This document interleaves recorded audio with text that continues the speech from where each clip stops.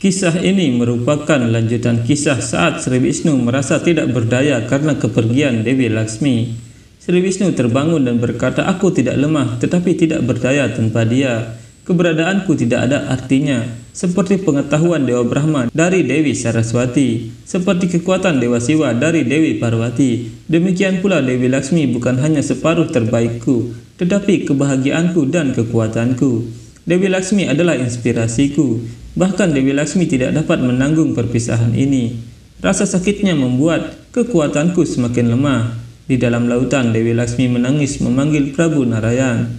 Dewi Laksmi berkata, "Rasa sakit karena perpisahan yang tak tertahankan. Jika kamu tidak menemuiku secepatnya atau kamu tidak memberiku tanda bahwa penantianku akan berakhir, maka mungkin aku akan mati, Prabu. Aku menjadi tanpa emosi.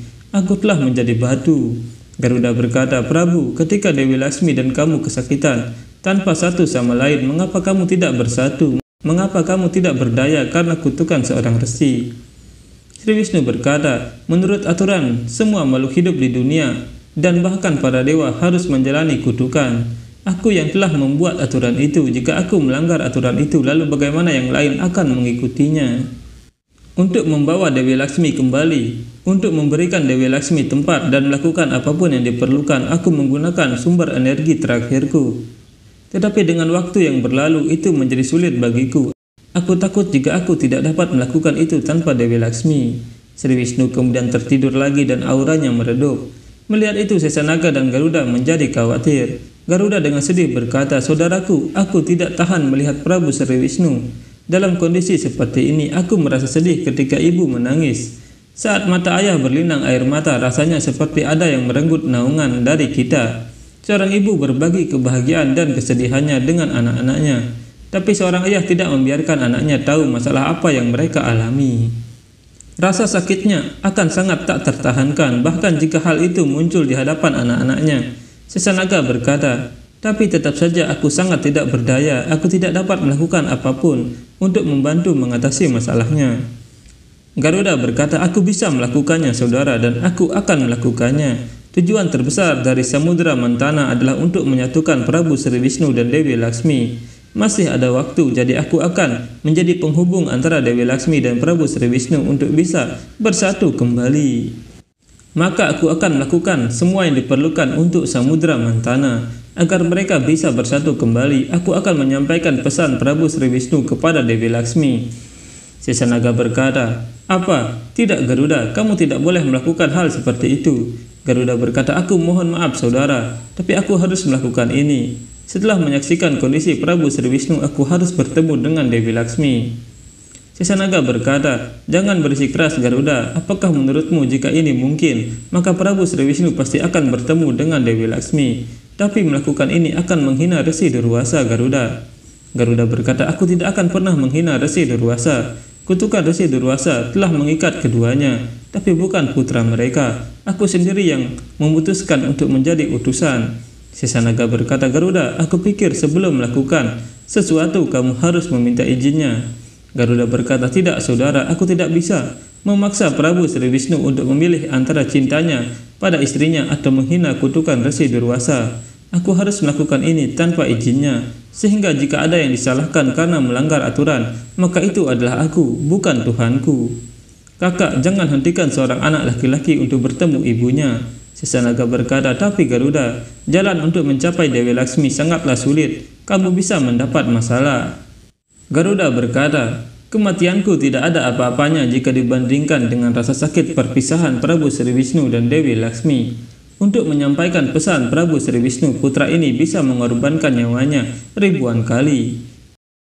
Garuda kemudian pergi dari Waikunta menuju samudra di mana Dewi Laksmi berada. Saat itu di istana ular, Tahtu dan Dumal berkata, "Tapi ibu, Garuda tidak melakukan apa-apa. Ini kesalahan kami." "Ya ibu, kami hanya berbicara buruk tentang Dewasani. Kemungkinan dia marah karena itu dan mulai mengutuk kami." Kadru berkata, "Siapa yang membawamu ke Dewasani?" Tahtu berkata, "Ibu, karena hujan meteor kami tersesat." Taksaka berkata, "Seberapa polosnya kalian berdua? Ketika Garuda pergi ke surga dan hujan meteor terjadi pada saat itu, mengapa Garuda tidak tersesat saat itu? Mengapa itu terjadi sekarang?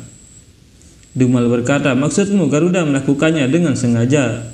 Kalia berkata, apalagi alasannya? Jika ini tidak benar, mengapa dia terbang ke arah yang berlawanan?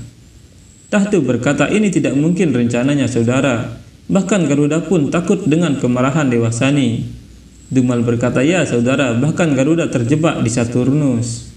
Kadru berkata, dia terjebak tapi entah bagaimana dia bisa lolos, itu juga dengan anugerah. Tanyakan pada dirimu sendiri anak-anakku, bagaimana ini bisa disebut kebetulan bahwa Winata dan putra-putranya selalu mendapat anugerah, tapi kita tidak mendapatkan apa-apa. Yang benar adalah ibu dan anak itu terlalu pintar. Tiba-tiba mereka mencium bau busuk yang menyengat dan Kadru pergi ke jendela sambil berkata, bau busuk apa yang keluar dari istana ini?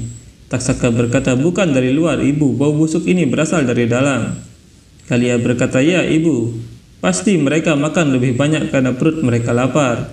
Tahtu dan Dumal berkata, tidak, bau busuk ini tidak berasal dari kami, juga bukan salah satu dari kami. Kadru berkata, kita harus mencari tahu dari mana asal bau ini. Bau yang sangat buruk dan kuat. Kadru kemudian pergi mencari asal bau itu dan dia melihat Winata. Kadru berkata, Winata, apa yang kamu lakukan? Winata berpikir, aku harap saudari tidak tahu bahwa aku membawa orang itu ke sini. Kadru berkata, seluruh istana berbau busuk dan bau ini berasal darimu. Winata berpikir, kurasa nanah dari lukanya berlumuran di bajuku, karena itu baunya tidak enak. Kadru berkata, pergi dari sini, bersihkan dirimu dulu, nanti bersihkan seluruh istana. Winata berkata, baik ratu.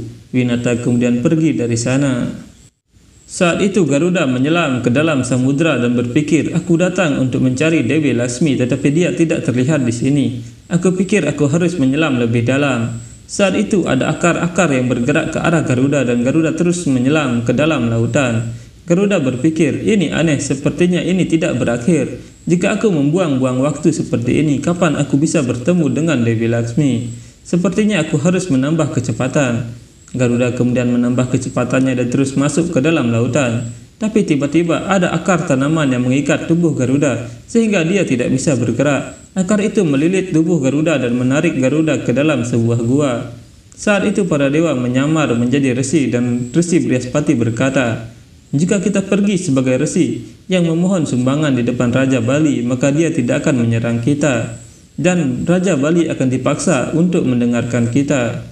Mereka semua kemudian pergi ke surga untuk bertemu dengan Raja Bali. Saat itu Raja Bali sedang melakukan ritual pemujaan kepada Dewa Siwa dan wajah Raja Bali terlihat khawatir. Diti berkata, apa yang terjadi? Raja Bali anakku, kamu tampak khawatir dan itu tidak cocok untukmu. Apa yang kamu pikirkan? Bali berkata, apa yang ibu katakan itu benar, dewa-dewa ini pasti merencanakan sesuatu. Aku memiliki keraguan bahwa mereka ada di sini di suatu tempat dalam jarak yang dekat. Saat itu Resi Brihaspati bersama para dewa sampai di surga. Bajrang berkata, kamu tidak perlu khawatir rajaku, aku akan menemukan mereka. Bajrang kemudian pergi dari sana. Saat itu di gerbang surga para penjaga menahan para dewa dan Resi Brihaspati. Resi Brihaspati berkata, kami datang dari jauh, kami ingin bertemu raja. Bajrang tiba di sana dan berkata, sebelum bertemu raja, aku ingin bertemu kalian semua. Melihat Bajrang, Dewa Indra mengingat perkataan ibunya bahwa keamanan dan perlindunganku ketika aku melakukan meditasi dilakukan oleh Garuda. Seluruh pasukan Bajrang mencoba menghalangi meditasiku. Dewa Indra berpikir, ibu menghargai Garuda hanya karena Garuda menyelamatkannya dari Wajrang selama meditasinya. Wajrang mengetahui identitas para resi ini dan berkata, terimalah salam dari iblis ini. Sambil memberi hormat, Wajrang tiba-tiba mengambil guci milik Dewa Indra. Dewa Indra menjadi marah dan berkata, Wajrang. Wajrang berkata, Dewa Indra, apa kamu marah? Melihat yang terjadi di gerbang istana, Raja Bali bersiap keluar dan Diti berkata, tunggu Bali, Wajrang akan menanganinya. Resi Sukracarya berkata, dengan menyembunyikan identitas mereka, mereka telah berperilaku seperti orang biasa. Membuat mereka bertemu denganmu akan bertentangan dengan martabat Raja Iblis.